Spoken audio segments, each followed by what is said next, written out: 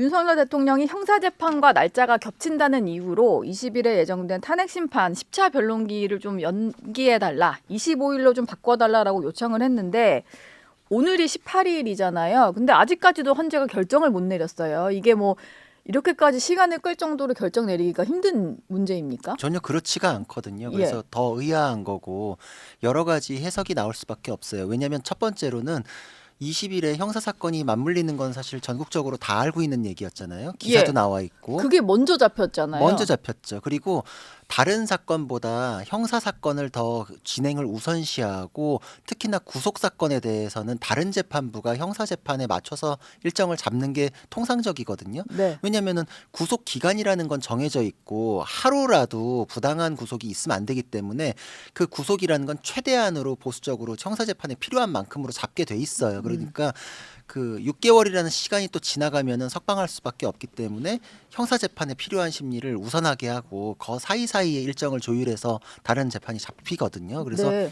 있는 거를 아는데 굳이 같은 날로 잡았던 것도 의아하고, 그리고 특히나 그날은 구속 취소에 대한 신문 기일이 같이 잡혀 있었거든요. 그래서 대통령 입장에서는 그날이 되게 중요한 날이네요. 법원 일정이. 그렇죠. 그래서 예. 그날은 반드시 출석을 하겠다고 이미 언론 보도가 나와 있는 그런 상황이었는데 헌재에서 이거를 같은 날로 잡았다라는 거에 대해서는 그래서 두 가지 해석들이 나와 있는 상태였어요. 첫 번째로는 네. 헌재가 너무 서두르다 보니까 그 형사사건 일정도 간과할 정도로 졸속으로 하는 거 아니냐, 이런 얘기가 있었고, 예. 그리고 두 번째로는 이제 법을 따져봐야 되는데 그 헌법재판소법에 의하면은 피소추인은 한 번 불출석할 수 있어요. 근데 이제 한 번 불출석했을 때는 그날은 재판을 못 해요.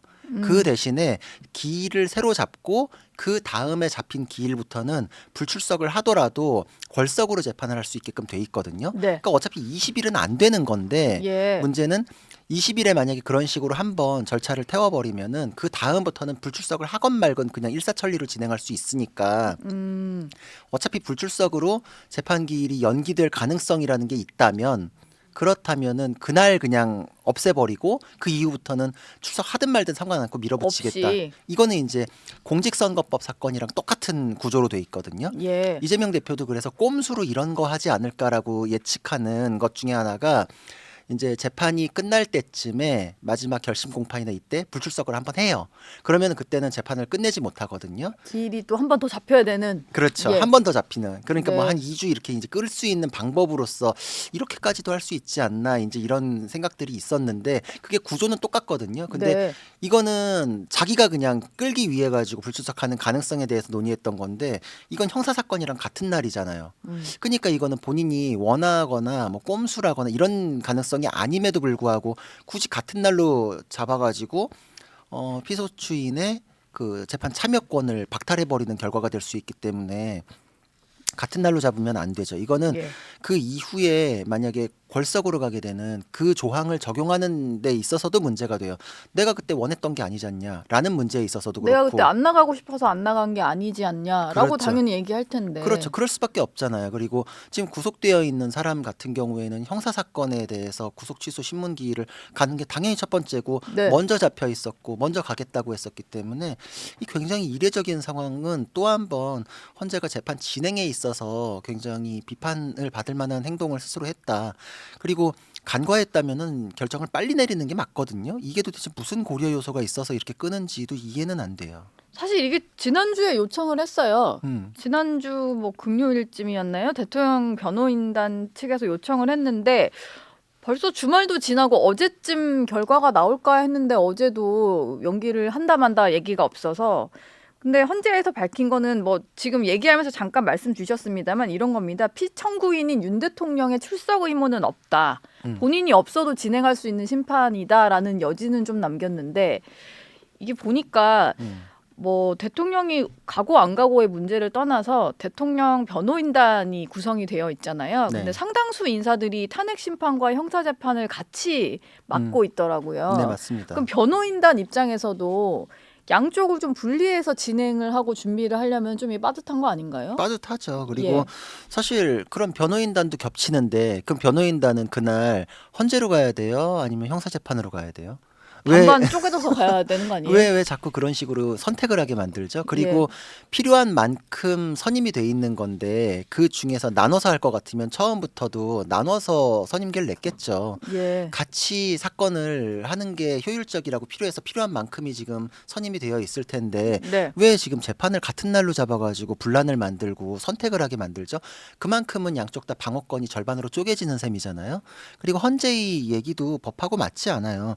피청구인 윤석열 대통령은 출석 의무가 없다 그러는데 지금 누가 의무 따지나요? 권리 따지는 거지. 예. 방어권은 권리잖아요. 네. 내가 거기에서 증인신문 직접 들으면서 현장에서 내가 제일 잘 아는데 변호인 통해서든 직접이든 그거에 대해서 공방을 벌이겠다라는 건 권리잖아요, 권리. 근데 지금 그 이 얘기를 듣는 상당수 이제 일반 시청자들도 느끼실 만한 게 박근혜 전 대통령은 출석을 안 했다 보니까 이게 권리다 의무다 이게 좀 헷갈릴 수 있는 것 같아요. 뭐 그 전에 대통령들은 다 안 나간 것 같은데 대통령의 출석이 좀 이례적인 거다 보니까요. 아니 근데 이건 이렇게 생각하셔야 돼요.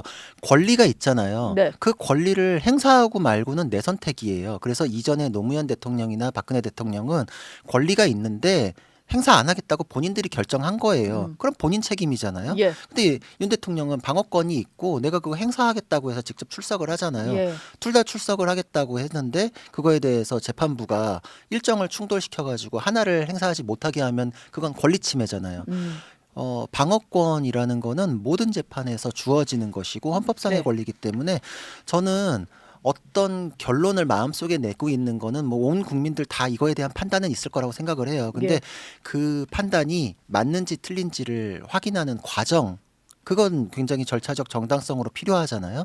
그건 헌법에서 그래서 모두가 납득할 수 있는 과정을 사법적으로 거쳐야 되기 때문에 정해진 것이고 이거는 특히나 대통령에 대한 파면을 다루는 것은 대통령 한 명에 대한 어떤 처분이나 불이익으로 귀결되는 문제로 끝나는 게 아니라 그분을 선출한 모든 국민에 대한 것이거든요. 그렇죠. 수천만 명이 투표를 했잖아요. 네. 근데 그거를 지금 이제 현재 8명이 심사를 해서 결정을 한다. 그럼 수천만의 그 선출의 그 결과를 거둬들이는 거잖아요. 절차와 결과는 국민들에 대한 설득 과정이라고 볼 수 있어요. 그래서 예. 근데 어떤 결정이 납득하기가 어렵다고 하는 그 요소들이 많으면 많을수록 국민들께서 내가 내 투표권으로 뽑은 대통령에 대해서 지금 8명이 저렇게 졸속으로 해도 되나 이런 얘기 그 졸속이라는 얘기가 나오면 나올수록 이거는 헌재가 신뢰도도 떨어질 뿐만 아니라 결국은 국민의 갈등으로 귀결될까 봐 저는 그게 제일 두렵거든요. 국민의 갈등이 가장 문제가 되는 것이고 예. 그 갈등을 치유하고 네. 의문을 해소하는 게 그런 재판 과정인데 그거를 스스로가 좀 책임을 방기하고 등한시하는 게 아닌가 이런 생각이 들어요. 예. 과거에 미국에서도 네. 어떤 판결이 있을 때 뭐 무조건 따라야 된다 이렇게 하는 게 문제가 될 수 있다. 뭐 선례가 많거든요. 드레드 스콧 판결 같은 경우에는 흑인이 내가 자유 시민으로서의 시민권을 인정해 달라라고 했는데 아니다. 흑인은 시민권이 없다. 백인 주인의 소유물에 불과하다. 그래서 흑인에 대해서 시민권을 인정하는 건 백인 소유주에 대한 재산권을 침해한 것이다. 이런 판결이 연방대법원에서 나온 적이 있어요. 네. 이게 판결이에요. 그거를 재판부의 판결이니까 따라야만 한다. 지금 뭐 민주당 주장하듯이 그렇게 하면은 이 세상이 바뀌었을까요? 그거를 옳지 않다고 주장하고 바꾸기 위해서 노력했기 때문에 심지어는 연방대법원의 판결을 바꾸기 위해서 수정 헌법으로 들어가 버려요. 네. 그 내용이 그리고 2022년에는 그 당시 대법원장이 너무너무 수치스러운 사람이라 그래서 동상도 철거해 버리거든요. 그 수백 년에 걸쳐서 그 판결에 대한 비판을 하고 근데 그게 판결이 어떤 사회 문제를 해결하고 국민들에게 납득을 시켜야 되는데 그때 그 판결은 누가 보기에도 이상하잖아요. 네. 그래서 심지어 남북 전쟁이 그 판결 때문에 벌어졌다는 평가도 있을 정도예요. 갈등이 너무 촉발됐기 때문에. 그러니까 어떤 사안에 대한 판결은 사건만 해결하는 게 아니라 어떤 질서를 형성한다. 국민들의 생활 방식을 정하고 생각을 이제 뭐 정하게끔 하는 요소가 되고 갈등을 치유하는 것이 지금 현재 우리한테 가장 필요한 문제잖아요.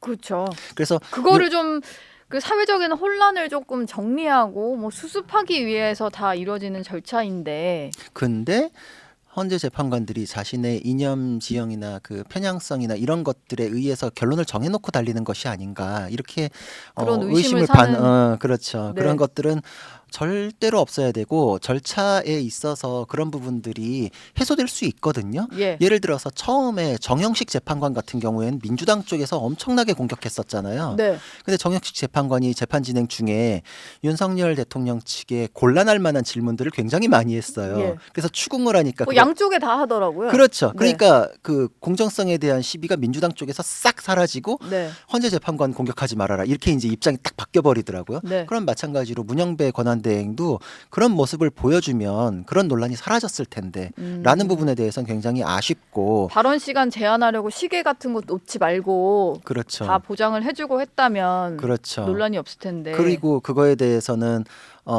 본인에 대해서 변호인단에서 이의를 제기했을 때 예. 다른 방식으로 얘기하고 했어도 그렇게 재판 절차가 뭐 이렇게 지연되거나 이럴 일도 아니었는데 갑자기 자기는 뭐 편향되지 않았다라면서 막 종이를 들고 대본대로 한다 막 이러니까 또 새로운 논란이 또 불거졌었잖아요. 네. 아니, 대본이라는 말이 재판 진행에서 가능한 말일까? 이제 여러 가지로 문영배 대본대로 하는 것도 문제 아닌가요? 대본이- 대본을 쓰는 사람이 있고 맞춰서 진행한다는 거잖아요. 짜여진 그래- 각본대로. 그래서 재판 진행에서는 대본이라는 단어가 등장할 수가 없거든요. 예. 근데 그 등장할 수 없는 단어를 등장시키면서 종이를 흔들었다는 것 자체가 너무나 좀 황당했죠. 저거는 스스로 권위를 실추시키고 신뢰성을 떨어뜨리는 말인데 문영배 권한대행께서는 스스로 정영식 재판관처럼 진행하면 그 논란에서 스스로 벗어날 수 있었을 텐데 네. 왜 저럴까? 예. 재판에서 대본이 있다는 거는 마치 뭐 축구 경기에서 미리 정하고 들어가는 거예요. 네. 노은지 팀은 페널티킥 2개 주자. 예. 구자령 팀은 레드카드 2개 주자. 네. 이게 있을 수 없는 얘기죠. 현장의 상황에 따라서 정하는 건데 소송 그렇죠. 시위는 항상 무슨 일이 벌어질지 모르는 거거든요. 네. 대본이라는 거는 나올 수 없는 단어를 나오게 함으로써 굉장히 의심을 더 사게 만들었다. 그리고 그 의심이라는 거는 우리나라 헌법학계의 최고 권위자인 허영 교수님이 칼럼에서 인터뷰에서 여러 차례 말씀하셨는데 헌재의 진행에 대해서는 본인은 위법 사유가 10개도 넘는다고 생각한다. 네. 이렇게 진행할 경우에는 신뢰를 얻지 못해서 헌재가 가루가 돼서 없어질 수도 있다. 이제 이런 얘기를 하거든요. 예. 이런 것들은 헌법학계의 최고 권위자께서 보시기에도 문제가 있다고 하는 건데 또 진행에 있어서 스스로 없앨 수도 있는 부분이었거든요. 저는 윤석열 대통령에 대한 비판도 네. 했었고 예. 그러고 그거에 대해서 위헌 위법에 대한 생각도 있지만 그게 정말 맞는지 틀린지는 충실한 심리를 통해서 가야지. 저 역시도 국민의 한 사람이고 국민의 한 사람 중에 어떤 의견의 하나에 불과하잖아요. 그 여러 가지 생각들 중에서 설득을 하고 이게 하나로 통합되어가는 과정이 필요한데 이거에 대해서는 너무 덜컹덜컹 간다. 헌재는 특히나 더 그러면 안 되거든요. 예. 이거에 대해서는 비판하는 생각을 갖고 있어요.